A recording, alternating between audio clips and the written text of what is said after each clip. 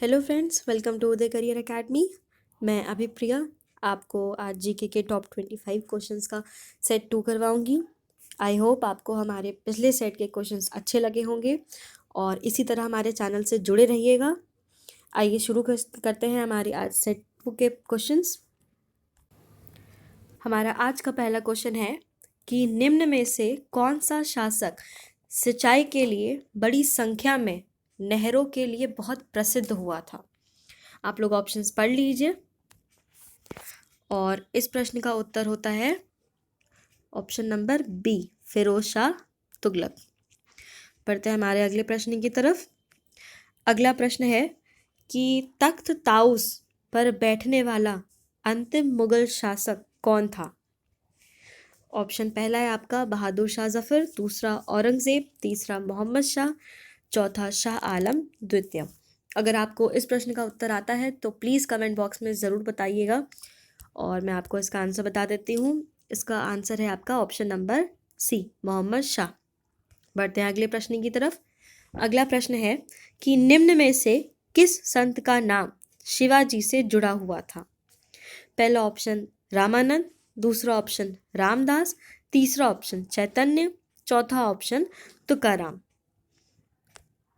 और इस प्रश्न का उत्तर होता है आपका दूसरा वाला ऑप्शन रामदास। बढ़ते हैं अगले प्रश्न की तरफ। अगला प्रश्न है कि अकबर ने फतेहपुर सीकरी में बुलंद दरवाज़ा किसकी स्मृति में बनवाया था। और इस प्रश्न का उत्तर मुझे लगता है कि लगभग सभी को पता होगा, तो प्लीज़ इसका आंसर आप लोग कमेंट बॉक्स में ज़रूर बताइएगा और मैं आपको इसका आंसर बता देती हूँ। इसका आंसर है आपका ऑप्शन नंबर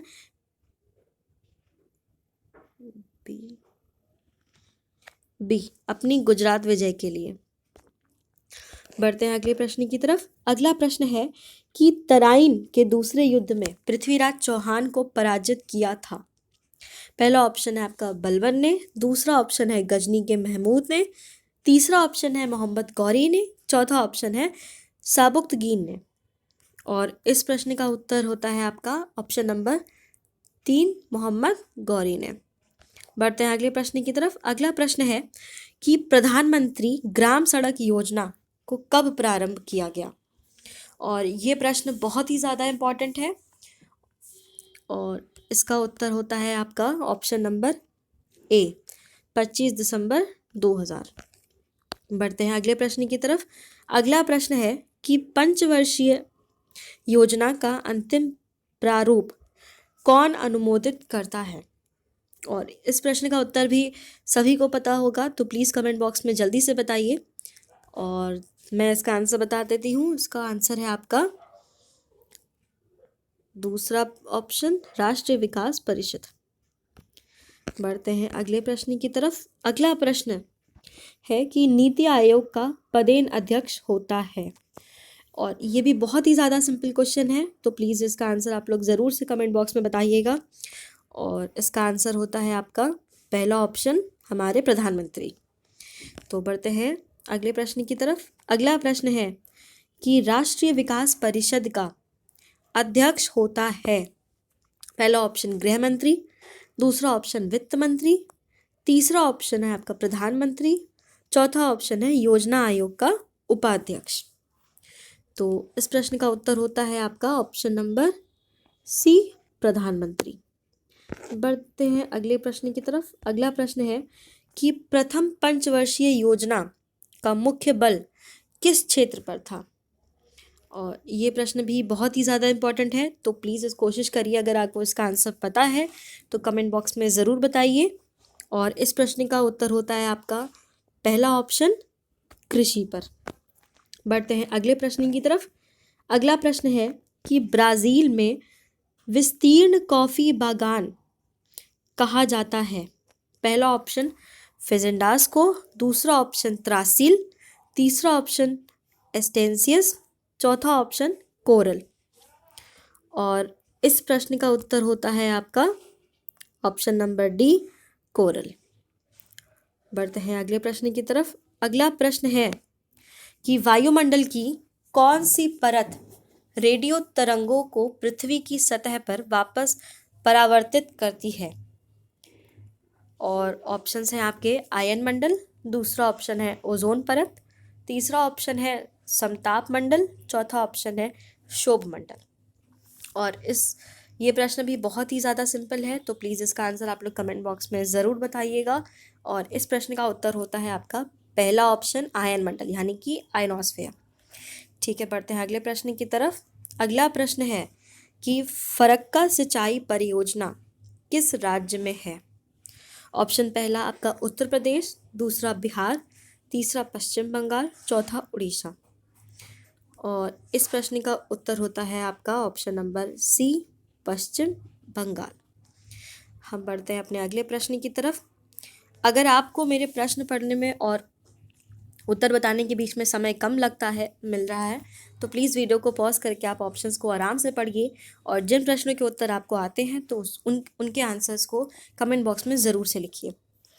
तो हमारा अगला प्रश्न है कि डैश के कटाव के कारण पॉट होल क्रिया दृष्टिगोचर होती है। और ये प्रश्न भी बहुत ही ईजी है पर बहुत ही ज़्यादा इम्पॉर्टेंट भी। पहला ऑप्शन है आपका समुद्र, दूसरा ऑप्शन है नदी, तीसरा ऑप्शन है हवा, चौथा ऑप्शन है बर्फ। और इस प्रश्न का सही उत्तर होता है आपका ऑप्शन नंबर बी, नदी। पॉट होल आप लोग जानते होंगे, पॉट होल जो है इरोजन की क्रिया से बनता है। मैं आपको इसका एक चित्र दिखा देती हूँ। पॉट होल कुछ इस तरीके से दिखता है, और ये जो है नदी जो अपने साथ सेडिमेंट लिए रहती है उसकी इरोजनल एक्टिविटी से ये बनता है। ये तो फिर भी बहुत बड़ा है, छोटे छोटे और भी पॉट होल्स उसके रास्ते में ऐसे बनते जाते हैं जैसे जैसे उसकी कटाई होती रहती है। तो वापस अपने प्रश्नों की तरफ चलते हैं। हमारा अगला प्रश्न है कि 3 बीघा कॉरिडोर से संबंधित है। पहला ऑप्शन भारत और पाकिस्तान, दूसरा ऑप्शन भारत और चीन, तीसरा ऑप्शन बांग्लादेश, चौथा ऑप्शन आपका भारत और बांग्लादेश। तो जिन जिन लोगों को इसका आंसर पता हो प्लीज़ कमेंट बॉक्स में ज़रूर बताइए। और इस प्रश्न का सही उत्तर होता है आपका ऑप्शन नंबर डी, भारत और बांग्लादेश।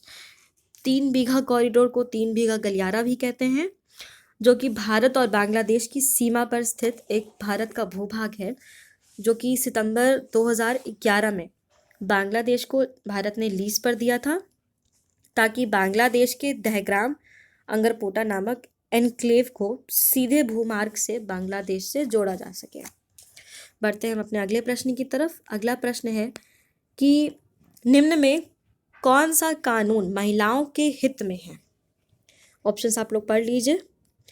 और इस प्रश्न का सही उत्तर होता है आपका ऑप्शन नंबर सी, शरीर व्यापार निवारण अधिनियम। पढ़ते हैं हम अपने अगले प्रश्न की तरफ। अगला प्रश्न है कि त्रिभाषा सूत्र की सिफारिश किस समिति ने की थी? इसका आंसर जिसको पता हो प्लीज़ कमेंट बॉक्स में ज़रूर बताइए। और इस प्रश्न का आपका सही उत्तर होता है ऑप्शन नंबर डी, कोठारी समिति। बढ़ते हैं अगले प्रश्न की तरफ। अगला प्रश्न है कि राज्यपाल द्वारा जारी अध्यादेश किसके द्वारा अनुमोदन के अधीन है? राज्यपाल यानी कि गवर्नर। ठीक है, आप लोग ऑप्शंस पढ़ लीजिए। और इस प्रश्न का सही उत्तर होता है आपका राज्य विधानमंडल। ठीक है, बढ़ते हैं हम अगले प्रश्न की तरफ। अगला प्रश्न है कि भारतीय संविधान के किस अनुच्छेद में मुख्यमंत्री के कार्यों को परिभाषित किया जाता है? आपका पहला ऑप्शन है अनुच्छेद 166, अनुच्छेद 165, तीसरा अनुच्छेद 167, चौथा ऑप्शन अनुच्छेद 168। और इस प्रश्न का सही उत्तर होता है आपका ऑप्शन नंबर सी, यानी अनुच्छेद 167। और ये प्रश्न भी बहुत ही ज़्यादा इम्पोर्टेंट है। बढ़ते हैं हम अपने अगले प्रश्न की तरफ। अगला प्रश्न है कि राज्यपाल को पद की शपथ कौन दिलाता है? और इस क्वेश्चन का आंसर जिसको पता हो प्लीज़ कमेंट बॉक्स में बताइए। और इस प्रश्न का सही उत्तर होता है आपका पहला ऑप्शन, उच्च न्यायालय के मुख्य न्यायाधीश। बढ़ते हैं हम अपने अगले प्रश्न की तरफ। अगला प्रश्न है कि किस मंत्रालय ने लाइफ इन मिनिएचर परियोजना की शुरुआत की है? इसके ऑप्शंस आप लोग पढ़ लीजिए। टाइम लगे तो प्लीज़ वीडियो को पॉज करके पढ़ लीजिए। और मैं इसका आंसर बता देती हूँ। इस क्वेश्चन का सही आंसर है ऑप्शन नंबर डी, संस्कृति मंत्रालय यानी कि कल्चरल डिपार्टमेंट। बढ़ते हैं हम अपने अगले प्रश्न की तरफ। अगला प्रश्न है कि किस संगठन ने state of the global air सोगा 2020 रिपोर्ट जारी की है। आप लोग इसके ऑप्शंस पढ़ लीजिएगा वीडियो को पॉज करके। और इस प्रश्न का सही उत्तर होता है आपका ऑप्शन नंबर बी, स्वास्थ्य प्रभाव संस्थान। बढ़ते हैं हम अगले प्रश्न की तरफ। अगला प्रश्न है कि किस संगठन द्वारा मेरी सहेली पहल की शुरुआत की गई है। और इस प्रश्न का सही उत्तर होता है आपका ऑप्शन नंबर बी, रेलवे सुरक्षा बल। बढ़ते हैं हम अपने अगले प्रश्न की तरफ। अगला प्रश्न है कि किस संगठन ने anti tank guided missile ATGM नाग विकसित किया है। और इस प्रश्न का सही उत्तर होता है आपका ऑप्शन नंबर सी, DRDO। बढ़ते हैं हम अपने अगले प्रश्न की तरफ और ये हमारे सेट 2 का आखिरी प्रश्न है। प्रश्न है कि आसन कंजर्वेशन रिजर्व को हाल ही में किस राज्य में से हाल ही में अंतर्राष्ट्रीय महत्व का वेटलैंड के रूप में समायोजित किया गया था। ऑप्शन पहला है आपका असम, दूसरा है उत्तराखंड, तीसरा है तेलंगाना, चौथा है राजस्थान। और ये प्रश्न भी बहुत ही ज़्यादा इम्पॉर्टेंट है और इसका सही उत्तर होता है आपका ऑप्शन नंबर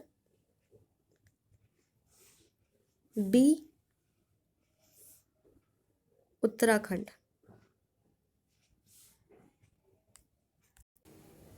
और इस प्रश्न के साथ हमारे आज के 25 क्वेश्चन पूरे होते हैं। अगर आपको हमारे क्वेश्चंस अच्छे लगते हैं तो प्लीज़ ऐसे हमारे चैनल के साथ जुड़े रहिएगा। हम आपको और भी सेट्स करवाते रहेंगे। और वीडियो को प्लीज़ लाइक और शेयर ज़रूर करिएगा। आज के लिए थैंक यू।